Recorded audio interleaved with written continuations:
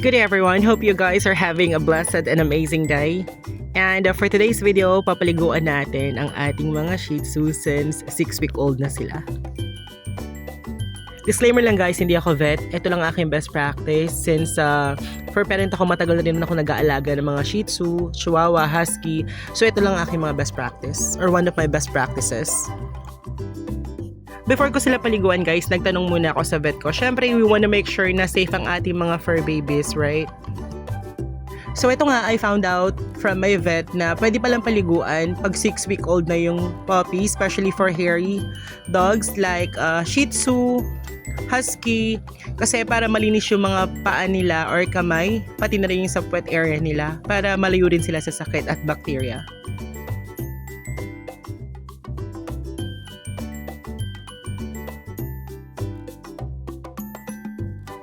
In fairness sa first puppy na napaliguan ko, enjoy na enjoy siya. Pero nung binlow dry ko na siya, yun, medyo nataranta na siya.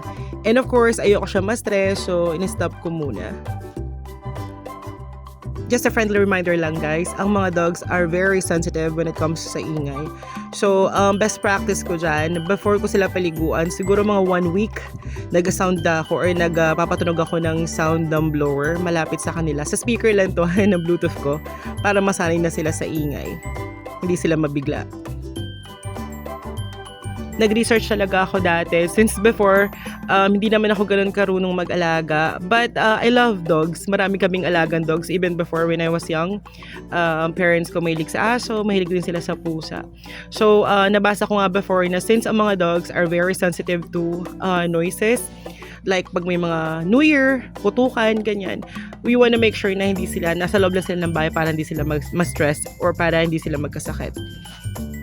Sobrang bilis lang talaga ng pagpapaligo ko dyan. Siguro mga wala pang 2 minutes. After ng sabon, banlaw ka agad ng lukewarm water.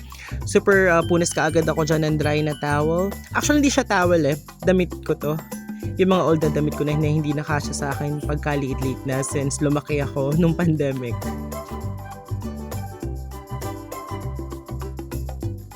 Sobrang bilis lang ng pag-blow dry ko dyan kay Blackie kasi nagwawala siya, hindi siya comfortable. And like I said, pag hindi sila comfortable, we wanna make sure na hindi ko tinatagalan kasi baka ma-stress at magkasakit and we don't want that. Medyo tuyo na dyan si Blackie, minadali ko talaga ng sobra kasi nga naman baka ma-stress siya. So after nyan, ilalagay ko siya sa kulungan wherein meron akong medical infrared light. Nabili ko pa yan sa Shopee pero matagal na, siguro mga 3 years ago na. Mura na lang siya ngayon, siguro mga nasa 2-3 since pang medical talaga siya use. Now, ayun kasi nagpapainit yun So, even wala sa tabi nila yung mother nila, at least comfortable pa rin sila even after nilang maligo. So, ayan, as you can see, medyo may red light, diba, kanina. Na ipapakita ko rin sa inyo kung anong itsura nung medical red or infrared light na sinasabi ko in a bit. So, ayan, since 5 sila, sobrang dami. So, ito na yung pangatlo.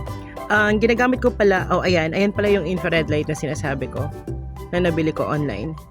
So, 5 silang lahat. 5 males. Now, ginagamit ko palang sabon dyan sa kanila, Perla. Hindi ko muna sila ginagamitan ng dog soap, kahit yung pang-baby.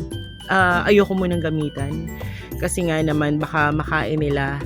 At least pag yung Perlang sabon, para sa akin, napaka-natural niya. So, hindi sila malalason. Para sa akin lang naman to And again, kanya-kanya naman tayo sa pag-aalaga sa mga fur babies natin.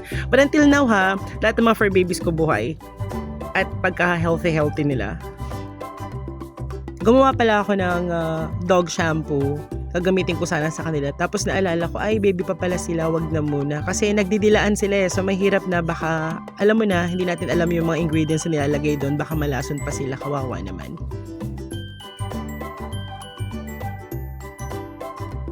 It took me like 30 minutes, 40 minutes matapos yung 5. Sobrang dami nila, Pero nakakatuwa naman in fairness. Since sabi ko nga kanina, sobrang bilis na talaga ng pagkapaligo ko sa kanila. Kaso nga lang yung pag-blow dry yung matagal, yung pagpapatuyo sa kanila. And again, we wanna make sure na tuyong-tuyo sila para hindi sila magkasakit.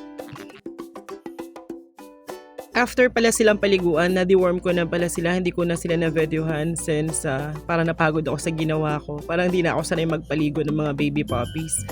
But anyhow, ayun, napaliguan ko naman sila na maayos, mabilis. At in fairness, nakita nyo naman di sila pumapalag. Yan, ibig sabihin okay lang sila, hindi sila nasa stress. Which is, yun naman talaga yung gusto natin mangyari. No stress for them. That's it for today, and I hope nagustuhan yung aking short video. Please don't forget to like, share, and subscribe, and also hit the notification bell para lagi kayong updated sa mga latest videos ko. Thank you so much, and you guys have a great day. Bye!